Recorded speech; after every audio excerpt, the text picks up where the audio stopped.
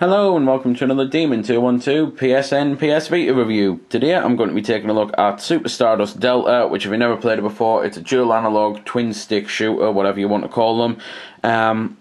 And it's basically the sequel to the Stardust HD and Stardust Portable, which Stardust Portable, I really liked it. A lot of people slated it for not having dual analog, but if you did and you do own it, definitely put it on your Vita, because that does work now. You can set it to work, and it makes the PSP game pretty much just like the PS3 version, only without HD.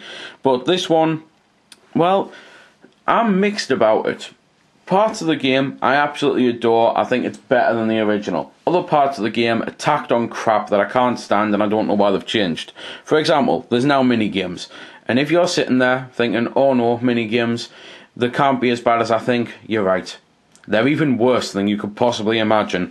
You've got Crush, where you have to touch the asteroids to destroy them. That doesn't work, I hate it. You've got Disc Slide, where you've got to slide a disc round. That doesn't work, I hate it. You've got Orbit Bomber, where you've got to aim with the Vita and fire from a first-person perspective, not actually in a ship or anything. Well, you must be in a ship firing down, but you're not moving the ship really, you're just firing at things. That doesn't work, it's awful. Rock and Roll, you've got to tilt to move a rock around. That doesn't work, it's awful. And Trucker, which I honestly can't remember Trucker. That's how little I ended up playing this one, because how much I hate it. Oh yes, that's it. You have to grab onto asteroids with a tractor beam, and then you've got to swing them around and spin them into enemies to smash them, and again, that doesn't work, it's awful. So that's pretty much the mini games for you. I'm not really going to be showing much of them off. I'll probably show a couple later on just so I can see I've shown them, but they are awful. I truly do hate them. You've then got high scores. You can go into your options, where thankfully you can fully customize your controls, so you can make your missiles touchscreen, which does actually work. You can disable the back touchscreen for the black hole, because the amount of times I accidentally touched that and accidentally fired a black hole when I didn't mean to, it was just so annoying. You can make your EMP bomb X. You can obviously use your dual analog to fire. You can change weapons with R, and you can boost with L. And you might be thinking that's a little awkward, because there's 3 weapons on Stardust, so it's going to be a little awkward having to cycle through 3. Well, you're right, that would be a little awkward, and maybe that's why they decided to remove the Rock Crusher, because it's gone, and I can't see why. And this is what I mean by parts of the game I really like, parts of it I really don't. Just continuing with the options, you can choose your soundtrack and camera distance and that, but game statistics is game statistics, and let's get into the gameplay itself. You can play arcade mode, planet mode, where you just play a planet, endless mode, which is endless, bomber, which the whole point is you have the bombs, impact, which the whole point is you can't fire, you just crash into things, and twin gun, which I also really don't think works.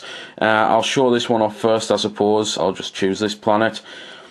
Twin gun, the whole point of this one is you move by moving the Vita, and both analogs are therefore a gun, and I just don't think it works, because there, as you can see, I'm really having to aim it right down just in order to move down, so you're constantly having to move around the Vita, and I just don't think it works.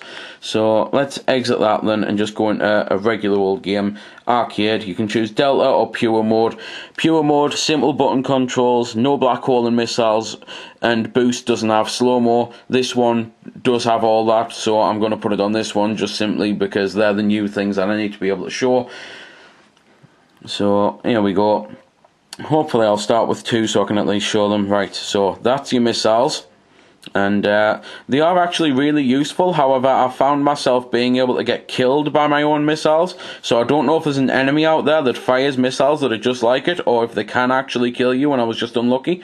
That's the black hole, and it just sucks things into it. The EMP bomb I can't use at the moment because I'm not on pure mode, so I'll have to cut into that to show that. But anyway, this is the main gameplay still. You shoot the asteroids, you shoot the enemies, you get 5 phases per planet and a boss, and then you move on to the next one. And as I say, you've got your gold melter now, or your flame burst, I think they're calling it on this one. And then you've got icebreaker, or just ice on this one. Yeah, to be fair, they are just simply called ice and fire on this one. But still, fans will probably still call them gold melter and icebreaker. I know fine well I will, because that's what I'm used to calling them. And it's quite weird because you actually have to use the fire one to destroy the fire asteroids and the ice one to destroy the ice asteroids. You'd think it would be the other way around, but look at how much I'm struggling to break that off, whereas as soon as I change to the gold, bam, done. There's loads of different power-up things you can get on this one. You can get a bigger boost bar by collecting them. You can get your shields, obviously. You can get one-ups. You can get weapon overdrives, as well as being able to get points, hyper points, and just weapon upgrades, because they go up to 100%, and then you get the overdrive. Pretty much same as the last one. At least I'm pretty sure they go up to 100%. I was on 93 when I died one time, so I can only assume it goes up to 100% and then overdrive. But either way, it keeps getting more powerful, so you always want to be able to collect them. And if you wait them out a little bit, then they will change into something else. You can also collect more specials, obviously, and therefore you don't really have to worry about if you use them all together, because you will be able to get more. However, they are scarce, so you don't want to use them too willy-nilly or frivolously or anything like that. Anyway, let's exit this just so I can show off the AMP bomb. So arcade, pure mode, again stick to casual because playing this game is hard enough, let alone when you're at this angle. Play the game. So there we go, there's my AMP bomb, and collecting 2 shields does still create a shockwave, which helps you out. Basically what I mean is if you've got a shield, collecting another one, obviously collecting 2 at the same time would do it, but if you have a shield you definitely want to go into another one because it will help you out. But I'm pretty much out of things I can say. I mean, graphically the game is fantastic, musically the game is amazing, and gameplay-wise, the core gameplay is phenomenal. It's just the mini-games are utter crap. I don't understand why they've got rid of the Rock Crusher, because I really liked the Rock Crusher. I don't know, maybe people just simply thought, well, it's pretty much the ice one, but it smashes rocks, but still it gave it more variation, it gave it more strategy, because just because one was green and one was blue and they'd done pretty much the same thing, the smashed things, you couldn't use them all the time in the same situation, so they have basically gotten rid of a layer of strategy, and it is a bit of a shame. Right, just trying to decide which one to load. I'll load the rock one because at least I can show you rolling a rock around. As awesome as that sounds, it really isn't. The sarcasm isn't. It's not even worth doing sarcasm for it. Just load so I can show this and get it over with. I don't even like playing it to review it. This is how much I hate the mini-games, and I apologise if this is putting you off the game. It really shouldn't be, because it is an amazing game. If you buy it, as I say, for just the core gameplay, it's phenomenal. It's just if you're buying it for wanting to play the mini-games, you're probably not going to like them, and hell, if you do, great. But I've warbled on long enough. I've told the honest truth about the game. Most of it, like, I absolutely love. Some of it I absolutely hate, and think it's tacked on. Hopefully they'll do another one, or just add some more core modes with DLC. But until then, I'll just shut up, basically. So there we go then. That's been the review. I hope you found it helpful. I don't score the games because that's based purely on opinion, so instead I'll leave you to make your own mind up.